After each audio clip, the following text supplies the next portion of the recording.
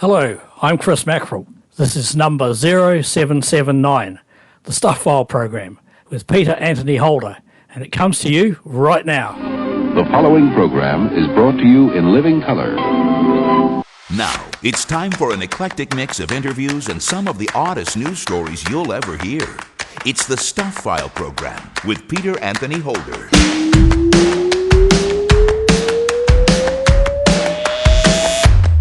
Hey there, hi there, ho there! Peter Anthony Holder here with you, and yes, this is indeed another edition of the Stuph File Program, number 0779. And coming up on this edition of the Stuph File Program, you'll meet Dan Flanigan, who is a lawyer and a thriller writer. He's the author of An American Tragedy. It's the fourth book in a series of thrillers. As a lawyer, is he trying to right some of the wrongs within his profession with his writing? Only incidentally. I don't think I'm at all afraid of showing the defects in the system, especially in this book, and how it can often be just a mere lottery and things go awry and some of the rules are nuts and the people involved. But that really isn't the primary thing necessarily. Really, I'm just trying to tell stories of people struggling with their situation and the larger situation and in a more interesting context and way than just gazing at my navel and doing it that way. Actress and comic Geri Jewell, best known as Cousin Geri on the hit sitcom The Facts of Life, has written another book. This one is called Geri's Jewels and Gems. Geri first started doing stand-up comedy back in 1978 at the urging of a friend who was blind. I was in college at the time and going to school with my friend Alex Fazekas, who happens to be blind. And I was really bummed out. I was in the disabled services department. He goes, "What is the matter with you?" "Well, I'm flunking anatomy and physiology, and I really don't want to be in school. I want to be a comedian like Carol Burnett." And he said, "Well, why don't you do what I do? I go to the comedy store every week and tell blind jokes." And I said, that may work for you, but I can see perfectly fine. Science writer Andrew Fazekas, the night sky guy, is on talking about Boeing's Starliner capsule that's now stuck at the International Space Station well over a month on what was supposed to be an 8-day trip. It's just the latest in a long list of problems for Boeing. NASA picked two companies to build the replacement for the space shuttle, Boeing and SpaceX. SpaceX got their spaceship up and running in 2020. They've been sending crews taxiing to and from the space station for NASA since 2020. The problem is that the agency never expected that Boeing would take this long to also get up and run. And now here we are in July. The two astronauts from Starliner are still waiting on the International Space Station to come back. And there's lots and lots of Stuph File news and, of course, an idiot of the day. The guest slater, the person who told you this was show number 0779, was Chris Mackerell, who is the owner of World FM in New Zealand, where the Stuph File program has been playing almost since day one. Thank you very much, Chris, for your support in playing this show. And also, thank you very much for doing the guest slate on this edition of the program, a show that is listener-supported, fan-funded radio that depends on you for our success. Join us at patreon.com to help make this show an even bigger and better radio experience. Well, let's get right to the stuff. Can the upcoming U.S. election get any more weird? Well, there's one guy who's saying, "Hold my beer," as he tosses his hat into the ring. 35-year-old Dustin Eby, a middle school math teacher from North Texas, has thrown his hat into the ring in a big way. He's changed his legal name. Care to guess what it is now? My name is literally anybody else, and I'm running for President of the United States of America. I'm sorry. Explain the name to us? The first name is literally, the middle name is anybody, and the last name is else. All righty then.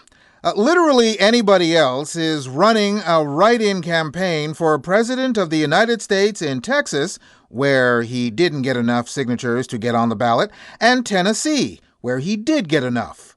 Else has revealed his running mate, Neil David Sutz, a New Yorker who is currently living in Switzerland.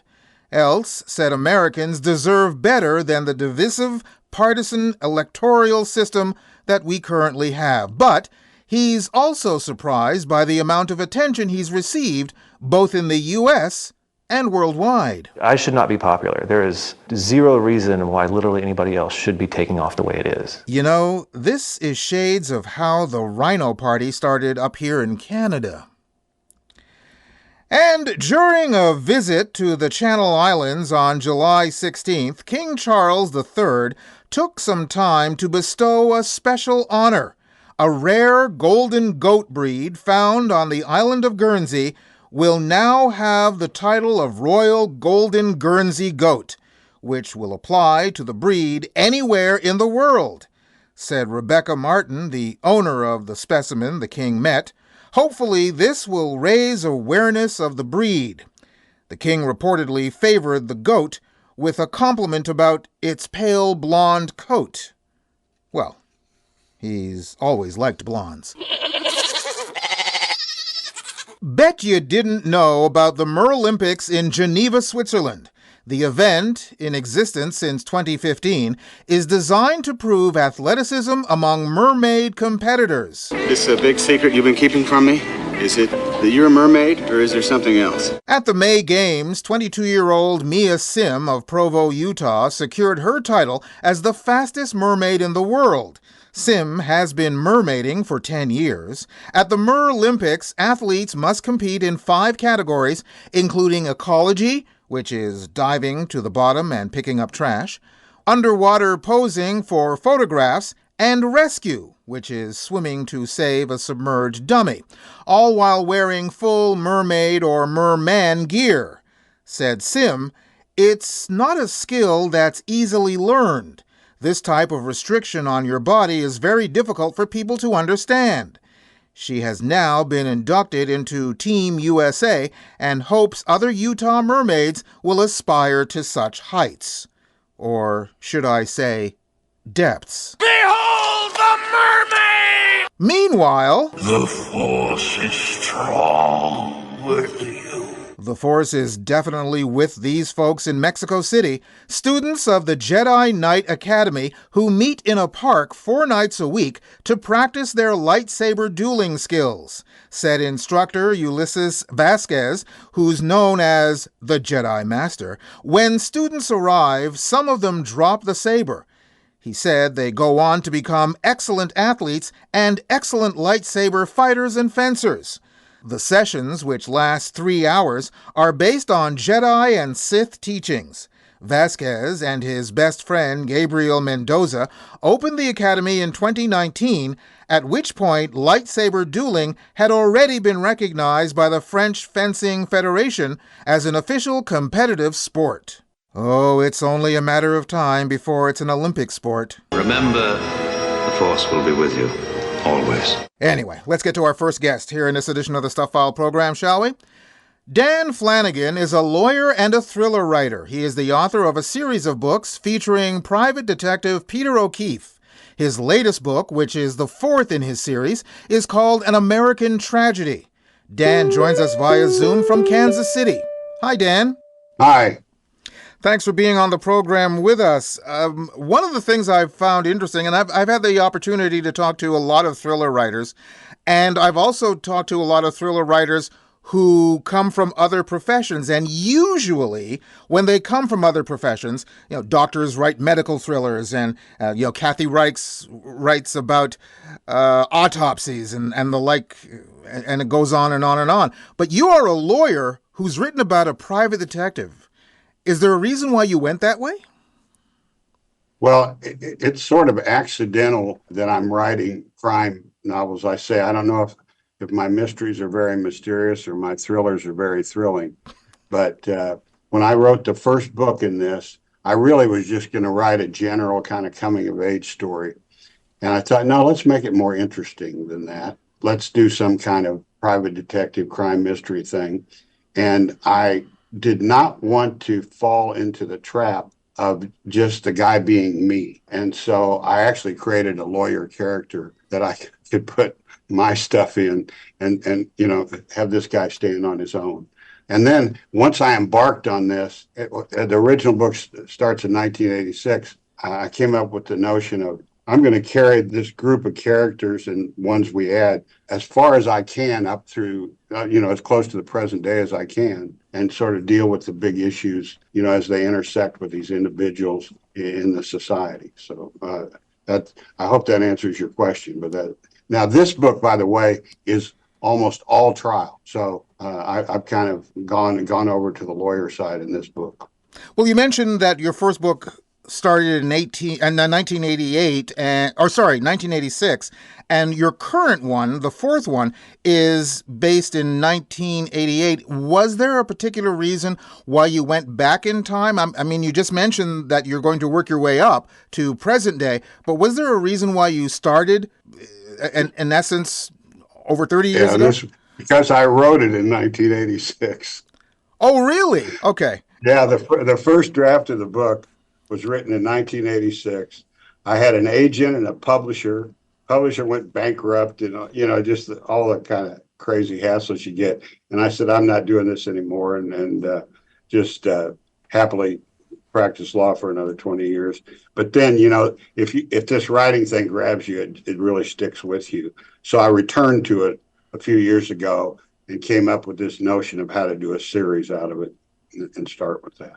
So tell us what the story is in An American Tragedy.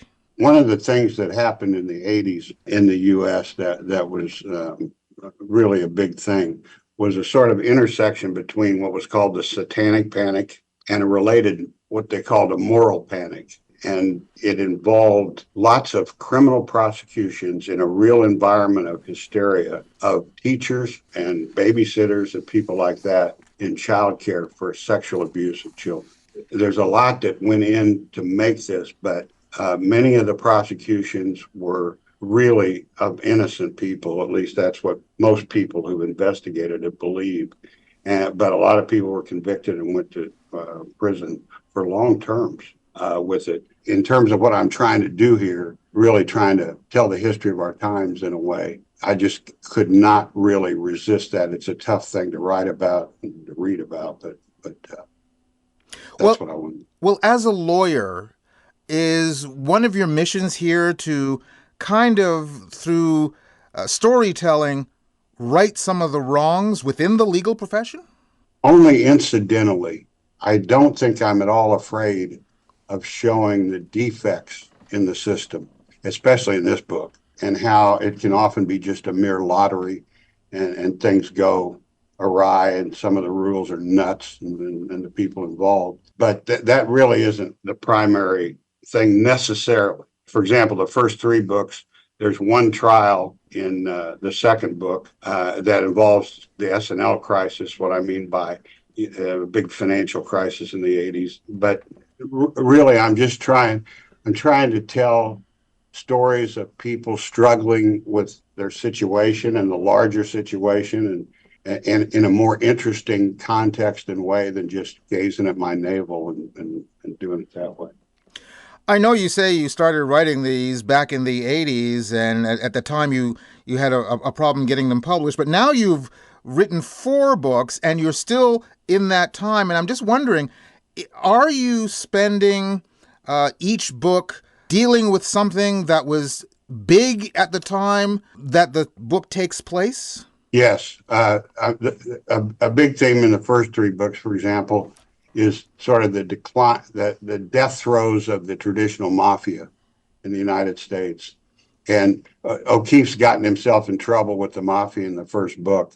And a lot of what happens in the first 3 books, not all of it, is about that. A lot of it's about this S&L financial crisis, various Ponzi schemes, the rise of evangelical Christian stuff that ended up being used by bad people to do things like defraud people. So it's that kind of intersection. And then this guy's struggling with his own life, right? Trying to build a business, all that.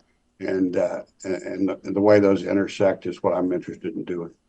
Well, obviously you've been successful because, this is now your fourth book. We should mention the first three. That is Mink Eyes, The Guilt Tilt is the Big Tilt rather is the second one, and On Lonesome Roads is the third. And again, our current one, the fourth one, is An American Tragedy. I'm just curious to know, especially considering you tend to not shy away from the underbelly of the legal profession, what have, if anything, your contemporaries, your co-workers, what do they have to say about the law from within your book? It's funny because I can't trust my people I'm close to. This is my opinion, because I don't know if they're honest with me or not. They're your friends, they're close to you, and that sort of thing. But I've had nothing but positive comments from that sort of group of people, and nothing really negative. But like I said, I'm not sure I can trust them being so nice. At what point, after Mink Eyes came out, or in the process of Mink Eyes coming out, at what point did you say to yourself, I've got more than one book in me, I've got a series of books, and do you see that series continuing indefinitely? Yeah.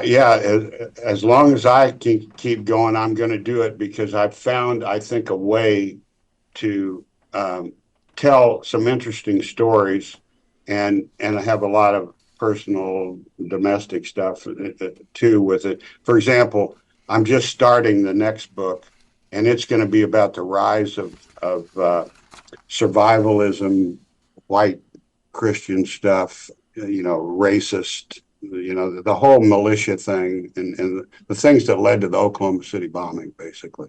So you've written. I'm hoping to finally get out of the 80s. It took me 4 books. You've written quite a few pieces within your legal profession. You've written books that deal with the legal profession, but of course, your mysteries are novels. Was that a different kind of muscle to change your writing from the judicial writing to mysteries? Well, it couldn't be. Really, I guess I probably had to lose all that to write a novel that people wanted to read, just because it's such a different approach, and one's extremely dry and one's not. But I wanted to be a writer from the time I was a sophomore in high school, and I think I just had that in me, and so I was able to not have a big problem with doing something completely different. Although, as you say, it's not necessarily completely different, because when you describe what some of the things you write about in your mysteries, I mean, I go back to some of the things you've written about. I believe your PhD dissertation was The Criminal Law of Slavery and Freedom from 1800 to 1868. And you were also a civil rights lawyer and a school desegregation lawyer. So obviously it's within the wheelhouse of what you did and do as a lawyer. That's true. And even more so, as a finance lawyer, I've been in lots of bankruptcy and deals where, financial scams and scandals and all that kind of thing. not being a perpetrator, but trying to clean them up and that sort of thing. So that's been, Mink Eyes is about a mink farm Ponzi scheme down in the Missouri Ozarks. So it's and a case that I had as a young lawyer. So it's certainly, my case wasn't exciting as the one I made in the book, but it triggered it. I often ask writers who have ongoing characters if they would like to see a movie or a TV show, but I understand that you've actually written a pilot for a TV series called O'Keefe. I have, and wrote a feature film screenplay for Mink Eyes. That was really more to just sort of put it out there and try to show the world how it could be done. Not that I'm that world is a tough world, and I don't even know how to begin to navigate it. And someday I hope somebody picks it up and does it. But that was really more my effort to say, here it is, and see, it can be done. but nobody's picked it up or anything. Well, maybe you'll be the next David E. Kelly. How about that? I'll take that or anything less. Dan, thank you very much for talking to us. Again, the book is called An American Tragedy. It was a pleasure to have you on the program. Thank you. Great to be here. Dan Flanigan, author of An American Tragedy. You can go to our website at thestuffile.com, check out the show number for this program, which is show number 0779, and you'll find the link to Dan's site, plus links to either Amazon.com or Amazon.ca, where you can order his book directly. You're listening to the Stuph File program with me, Peter Anthony Holder. There's still more guests, more news, and an idiot of the day coming your way on the Stuph File program. Stay tuned. The Stuph File program is a listener-supported, fan-funded radio show that depends on you for our success. Join us at patreon.com to help make this show an even bigger and better radio experience. Sign up and find out about our rewards program. Being a patron doesn't have to be a long-term commitment. There's absolutely no obligation. You could join today and end whenever you'd like. But the time we have your support would be so greatly appreciated. We'd also love to hear your thoughts about the show and even your ideas for rewards. Join us for the ride. Join us at patreon.com/The Stuph File program.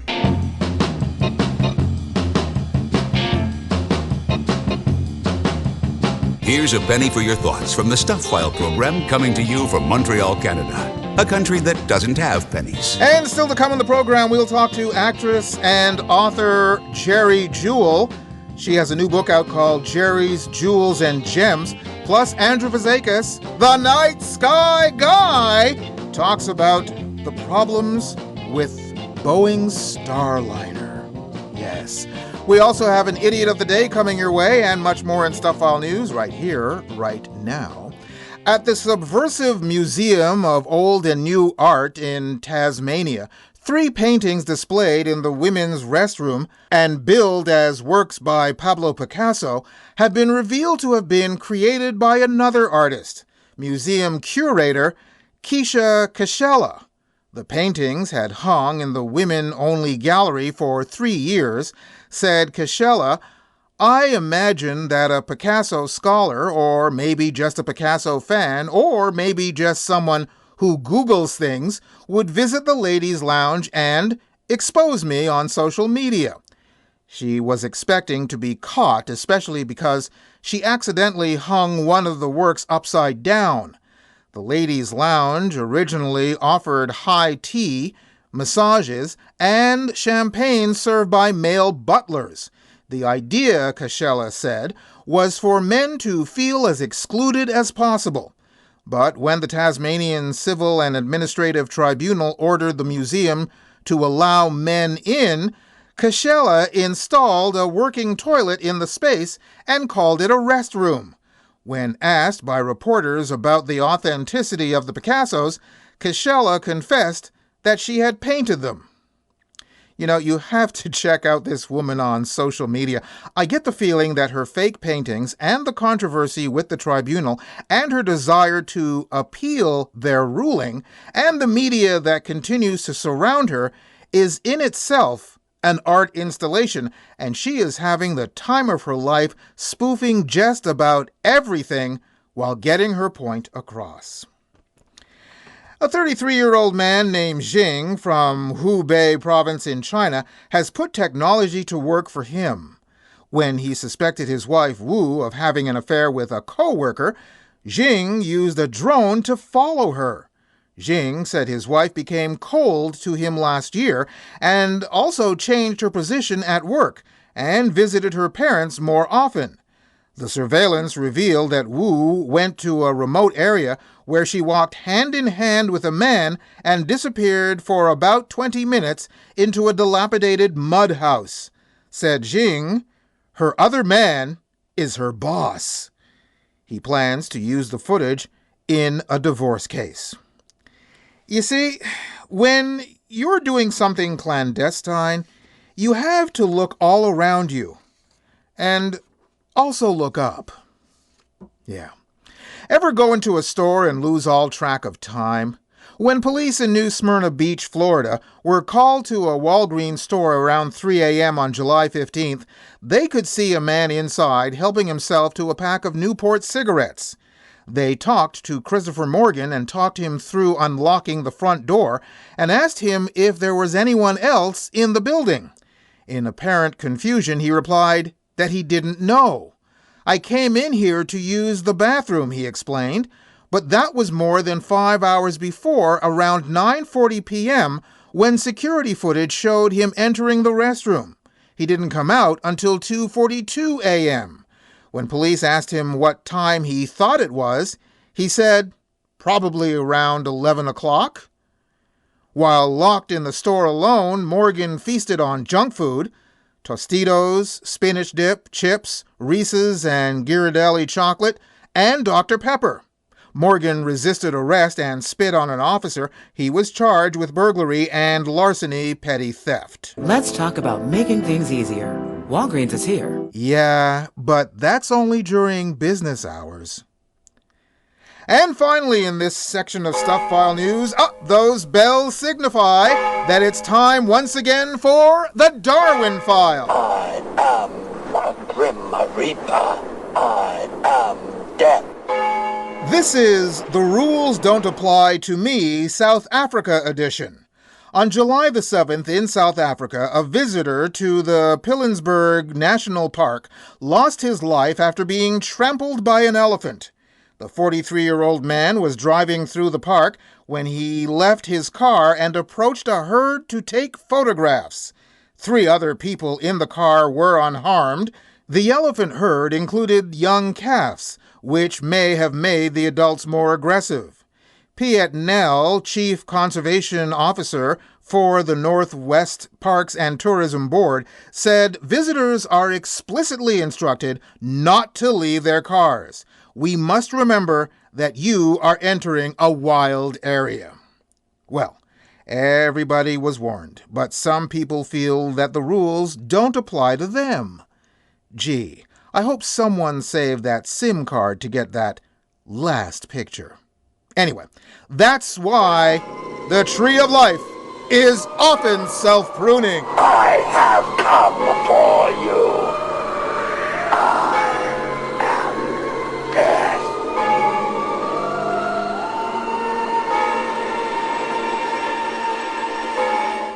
And let's get to our next guest here in this edition of the Stuff File program, shall we?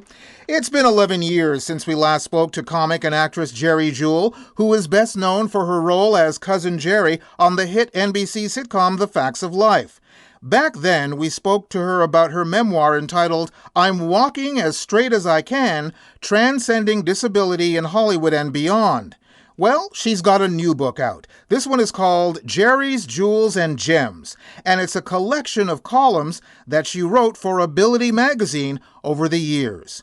Geri joins us via Zoom from California. Hi, Geri. Hello, Peter. Nice to chat with you once again. When you started writing these columns for Ability magazine over a period of 6 years, did you ever think at that time when you first started that you would eventually have a book out of it? No, I didn't think that far. But during COVID, when COVID hit, it was like I needed to do something that I didn't have to go outside and do. And I asked Chet Cooper, who is the editor of Ability, if I could use the articles for a coffee table book. And he said, no problem, as long as you give us credit where credit is due. And I have no problem with that. So, as again, I said, back then we spoke 11 years ago about your previous book, I'm Walking as Straight as I Can. And I'm just wondering, between now and then, have things improved for the visibility of and the accessibility of those who are disabled? I mean, it's fluidity, you know. It's one day at a time, and we've come a long way, but we still have a long way to go. The people with disabilities have the highest unemployment rate, and that needs to change. In your estimation, what are the hurdles that you still have, that other people still have, as you talk about it from your Ability magazine stories, what are the hurdles that still haven't been challenged? What are the hurdles that still haven't been challenged? Just auditioning people with disabilities, qualified actors with disabilities for roles, regardless of what the disability is. I mean, I could be a teacher, I could be a mother, I could be a lawyer. I couldn't be a brain surgeon, though. That would be kind of tough. You started out, as I mentioned, you did stand-up comedy and you were an actress. How did that begin for you? I know we talked about this a little bit 11 years ago, but for those who haven't heard that particular interview, that show, how did it begin for you? Because, a lot of people, when we first saw you was when you hit the screen on the NBC sitcom The Facts of Life, but we don't know necessarily how you got there. Well, I started doing comedy at the Comedy Store in 1978. And I got there because I was in college at the time and going to school with my friend Alex Fazekas, who happens to be blind. And I was really bummed out. I was in the disabled services department. He goes, "What is the matter with you?" Well, I'm flunking anatomy and physiology, probably algebra again. And I really don't want to be in school. What do you want to do? I want to be an actress. I want to be a comedian like Carol Burnett. And he said, "Well, why don't you do what I do?" "What do you do?" "Well, I go to the Comedy Store every week and tell blind jokes." And I said, "Alex, that may work for you, but I can see perfectly fine." And he said, "No, dinky face, you go to the Comedy Store and tell cerebral palsy jokes, and the rest is history." Now, when you first decided that this was what you wanted to do, what did the friends and family around you, besides that particular friend who was encouraging, what did they say about your goals and dreams at the time? Well, let's put it this way. My parents would have been happier if I stayed in college, and because I was just going to transfer to either UCLA or Cal State Fullerton. And I just told them that I'm only young once and I want to go after my dream. And if I don't make it in 5 years, I'll go back to school. That was the deal I made. So I never went back to school. Your current book, which is called Geri's Jewels and Gems, there is a foreword written in the book by Norman Lear. And of course, we recently lost Norman not that long ago. First of all, how easy was it for you to get a foreword by Norman? And what was that relationship like? And what do you have to say about Norman now that he's no longer with us? Well, Norman has always been like a surrogate dad to me. I mean, we used to FaceTime all the time. He would call me just to check on me and see how I was. And I asked him if he would write a foreword for my book. And he said, "Sure, bring it over to the house." So I went over there and I showed it to him. And I said, "It's a coffee table book, Norman." And he said, "Well, what if they don't have a coffee table? Are they still going to buy it?" And then I said, "Well, if you write the foreword, it'll help." So, no, I was joking, but he wrote the foreword at 101, if you can imagine. I can imagine, absolutely.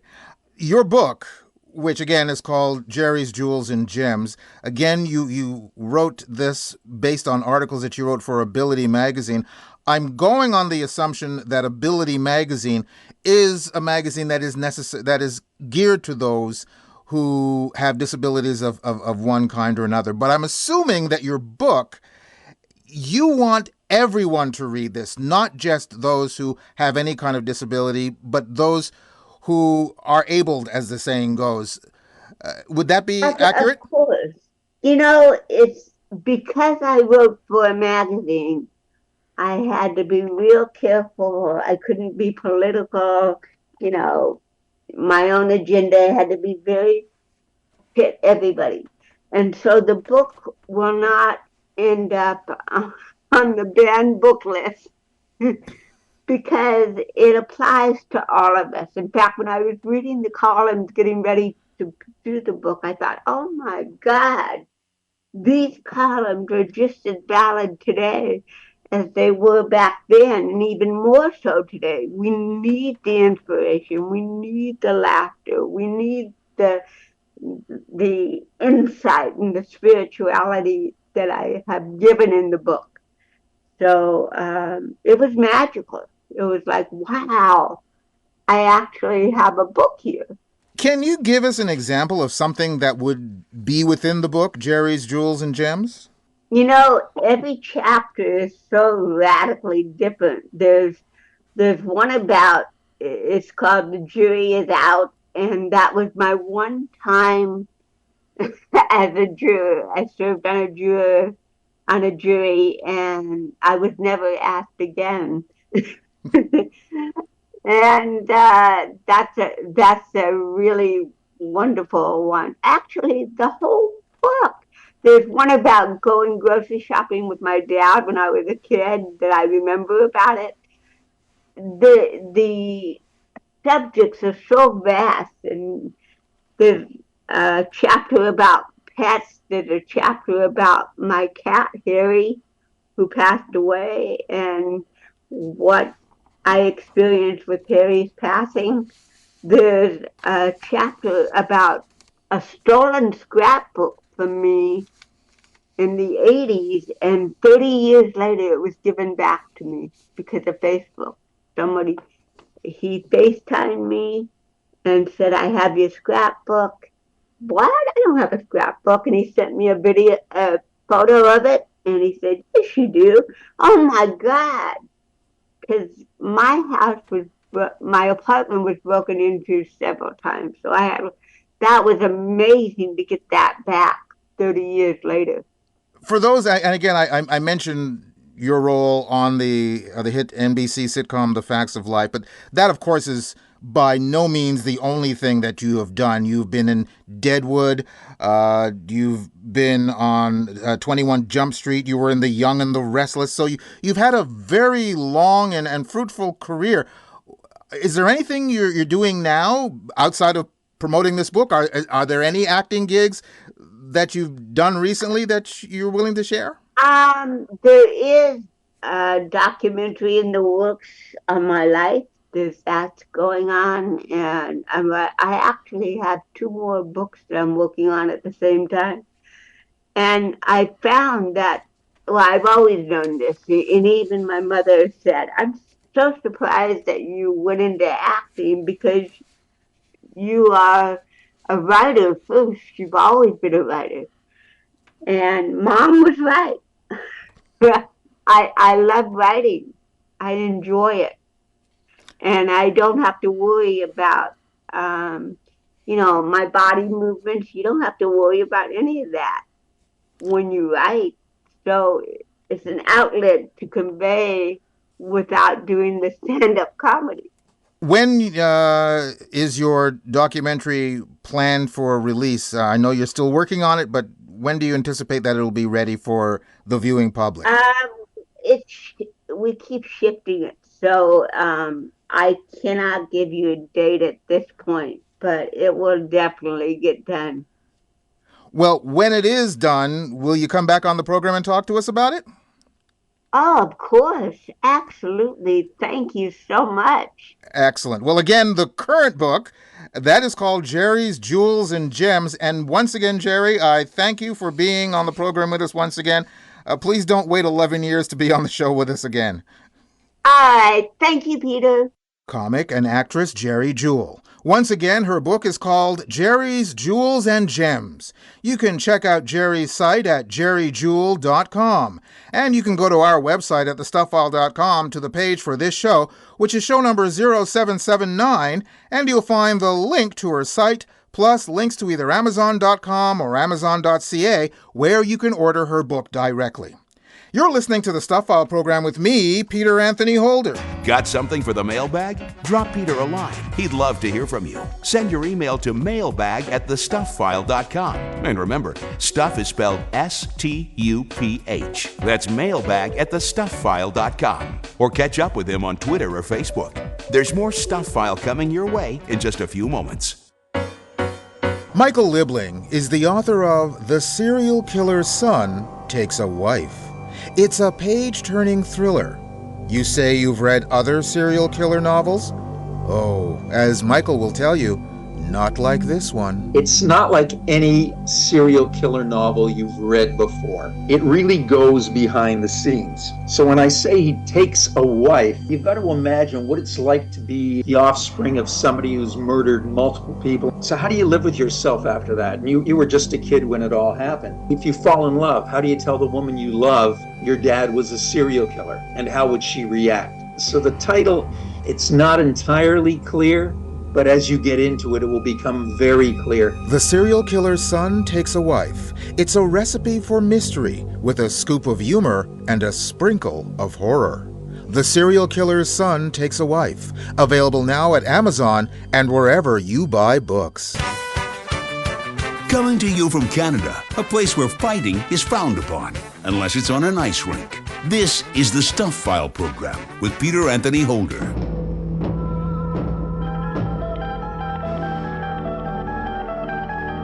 Now, the Stuph File presents Andrew Fazekas, the Night Sky Guy.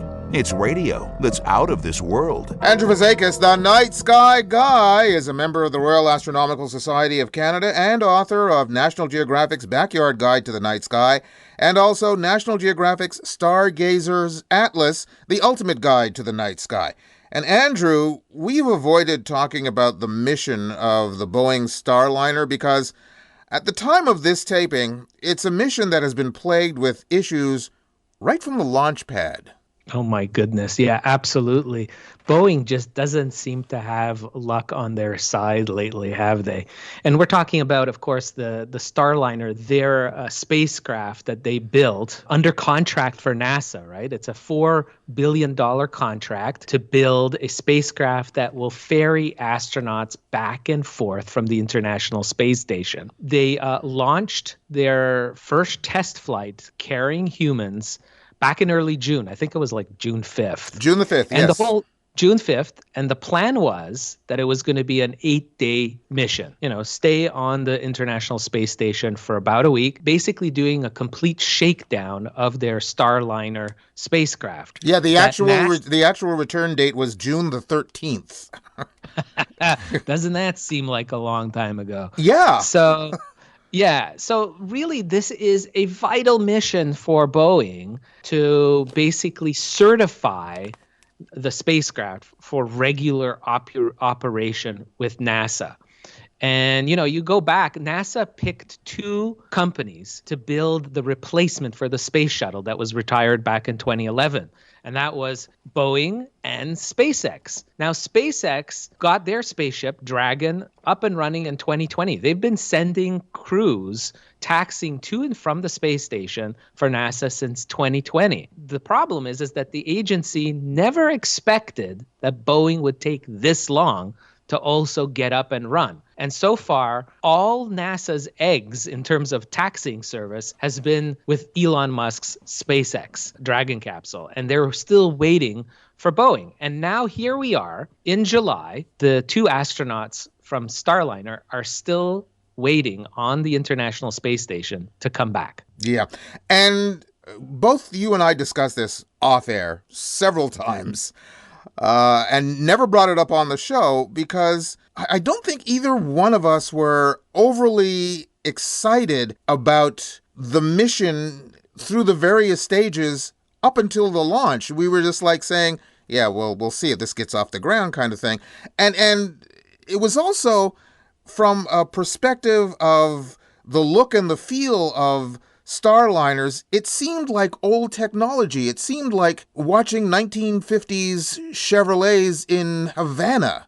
Yeah, I mean, especially when you compare it to SpaceX Dragon capsule that looks like something out of Space Odyssey 2001, right? I mean, it's so sleek. It looks like something that Apple may have built, right? It's so sleek and very ultra modern. And you've got Boeing, an old school long legacy of aerospace building of spacecrafts. And, it's tried and true in some respects. It's a great old design.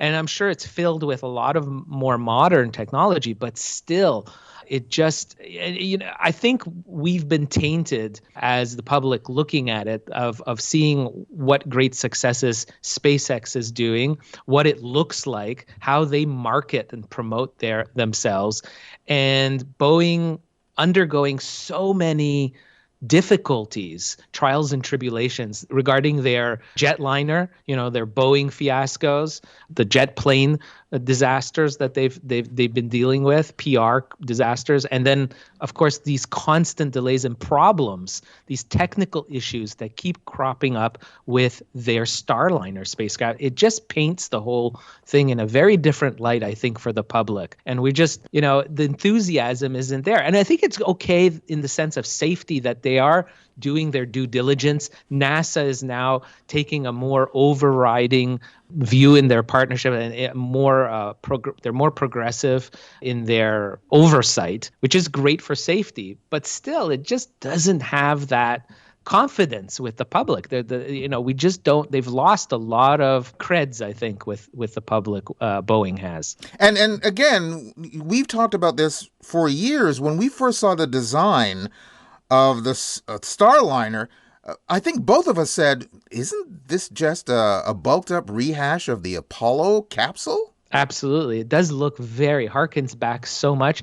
I mean, like I said, the overall design is tried and true. But then you see what SpaceX has done in terms of taking that to the next level.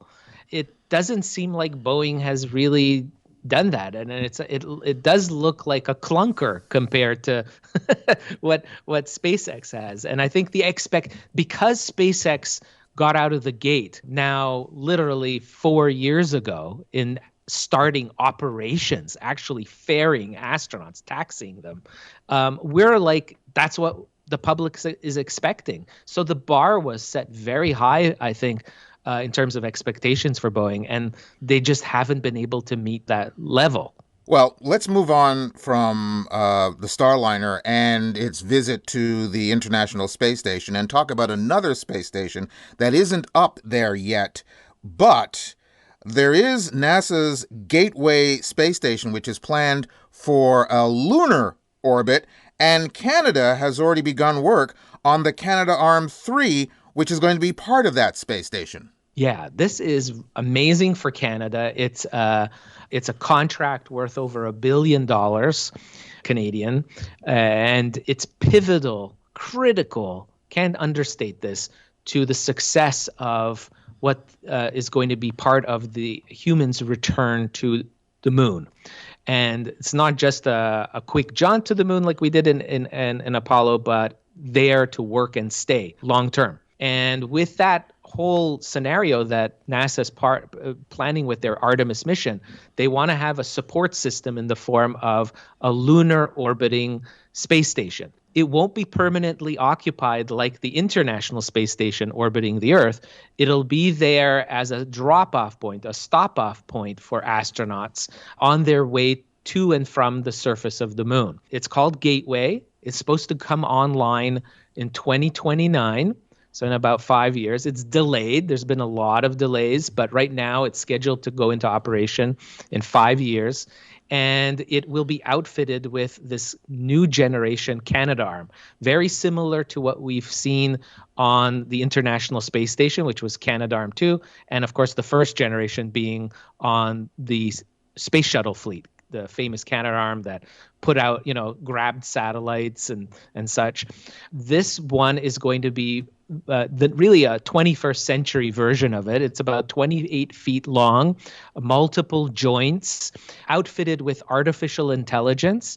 It has to work autonomously because this robotic arm is going to be pivotal in building the space station that it'll be attached to, and also eventually doing the work of grabbing satellites to and from that are going to be visiting as they're being shuttled between our two worlds, Earth and the Moon. And so Canada is right now in the phase of building this 28-foot robotic arm and outfitting it so that it can autonomously work. So there'll be times when the space station will be not occupied by humans, and this robotic arm will have to help maintain the gateway space station, like things like changing out batteries and scientific instruments, things like that. It needs to work autonomously because you have to remember, Peter, it's going to be about 400,000 kilometers away from us. And so there's no chance of a quick visit by astronauts to do repairs. It'll have to be able to do that on its own. Now, will this space station will this be in orbit, or will it be stationary above the moon's surface? Yeah, so it'll actually, that's a good question. It's going to actually be in orbit around the moon, and they haven't released all the details of exactly how that's going to all work out. But the idea is that it's kind of like a safe spot for astronauts that are traveling between and a kind of a waypoint, a transfer station, as you can imagine, between the surface of the moon and the Earth. It's going to be occupied for brief amounts of times as the astronauts are leaving or going to the moon. Well, the reason why I asked the question is you talk about the fact that the Canada arm has to be autonomous, and is one of the reasons being that, again, as you say, it won't be constantly manned, but also there is a lack of communication on the far side of the moon. Absolutely. So if it is orbiting the moon, which looks like it will be, there'll be times where it will be out of contact, potentially, with Earth. But I think things are going to be changing. It shows already they're thinking about this. So there is no kind of dead space in terms of communication around the moon by putting having communication satellites around the moon. This is a huge, endeavor that they're thinking of because if we want humans to permanently occupy the surface of the moon, we need to make sure that there is always backup communications. Also, if there's any assets on the dark side of the moon, on the far side that never is facing the Earth, we want to make sure those regions also have the ability to communicate. There are already a couple of satellites like that. Even China has their own satellite. They recently had a sample return from the far side of the moon, and they were able to stay in contact with their rover by using satellites that were orbiting the moon. So these kind of communications satellites that we rely on here on Earth, we want to replicate in a more modest form, obviously, but around the moon that allows us to have 24-hour communication. So that kind of issue might just go away in the next decade. Well, speaking of satellites, I also wanted to talk about satellites doing damage to the ozone layer, and also, speaking of satellites, the fact that the ISS astronauts had to safely shelter from an errant satellite, but we are out of time. So, can we go to Patreon and do this as a Patreon reward extra? Absolutely. Let's do it. Okay, sir. Clear skies. Andrew Fazekas, the Night Sky Guy. You can go to our website at thestuffile.com to the page for this show, which is show number 0779, and you'll find links to Andrew's site to get your own personal autographed copy of his books. And Patreon subscribers, you can hear more of Andrew as a Patreon reward extra, where we'll discuss some problems with satellites, both the damage they can cause while orbiting and the damage they can cause to our atmosphere when their orbit is over. Just go to our Patreon page, and if you're not already a member, become one of the select patrons of the show. Visit patreon.com/The Stuph File Program. You're listening to The Stuph File Program with me, Peter Anthony Holder. We do indeed have an Idiot of the Day coming your way in just a few moments, but I've got one more Stuph File news story to share with you right here, right now. An Ohio man who allegedly burglarized a Petland store and set loose some animals was found with several hamsters stuffed in his pockets when cops discovered him sleeping in a leopard print onesie outside a nearby business. And once again, those are words that I would never have thought to put together in one sentence, but there you go. 31-year-old Matthew Pancake was arrested on July the 9th for breaking into several stores in Columbus, Ohio. When investigators arrived outside the pet store, they found dogs, birds, bunnies, and a hamster in the parking lot outside. Some other small animals were still unaccounted for. In addition to Petland, Pancake is accused of breaking the front door glass and entering a Rooster's restaurant and a shoe store. Officers found Pancake, who has an extensive rap sheet, asleep near a Big Lots store. A police frisk turned up the purloined rodents. Charged with vandalism and breaking and entering, both felonies, Pancake was booked into the Franklin County Jail after being treated at a local hospital for injuries he apparently suffered during the pre-dawn break-ins. You know, those hamsters who were found stuffed in the pockets of his leopard print onesie, they're going to need therapy. Anyway, boys and girls, it's that moment you've all been waiting for. It's time now for the Idiot of the Day. And now it's time for the strange things adults do. This Stuff File presents the Idiot of the Day. A woman slashed tires on 17 Waymo robo-taxis last month, but the high-tech vehicle's cameras captured footage that led to her arrest. 36-year-old Ronale Joshua Burton pleaded not guilty to vandalism charges at her arraignment. The district attorney's office said Burton targeted the self-driving Waymo vehicles between June 24th and June 26th in the San Francisco area. Each count alleges damage exceeding $400. A Waymo spokesperson said that in some instances, riders were present in the vehicles when Burton allegedly slashed their tires. The company is seeking damages. Prosecutors also allege the incidents are connected to another case where Burton is accused of using a knife to slash tires on a 3-car Waymo Caravan. Cameras on the Waymo cars also captured footage of that incident. Burton is being held without bail after prosecutors successfully argued she poses a public safety risk. Now, why? Oh, why would you slash the tires on 17 robo-taxis, which in reality are autonomous vehicles with a viewing and recording range of 360 degrees? One reason, and one reason only. You're an idiot! Gee, I'm only a kid, but even I know you're an idiot. And that's it for this edition of the Stuph File Program, number 0779. Hope you enjoyed it. The website is thestufffile.com, and once again, Stuff is spelled S-T-U-P-H, where you'll find information and links on all of our guests by going to the weekly Stuph File page. Just look for the corresponding program number, and once again, that's 0779. Email me at peter@thestufffile.com. You can also find me on Facebook, Spoutable, Mastodon, and Blue Sky as PA Holder. Check us out on patreon.com, where you can become a patron of the program.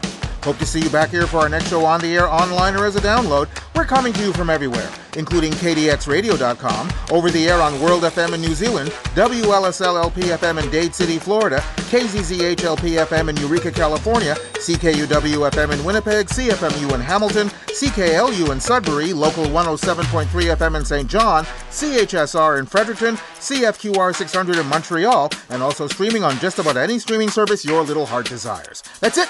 Bye-bye. You've been listening to the Stuph File Program with Peter Anthony Holder, a presentation of Flying Fish Communications. Today's broadcast could be heard directly in your home, car, or wireless device, or on your computer, so you can listen on an outpatient basis. For those of you hearing this show directly inside your head, please adjust your medication.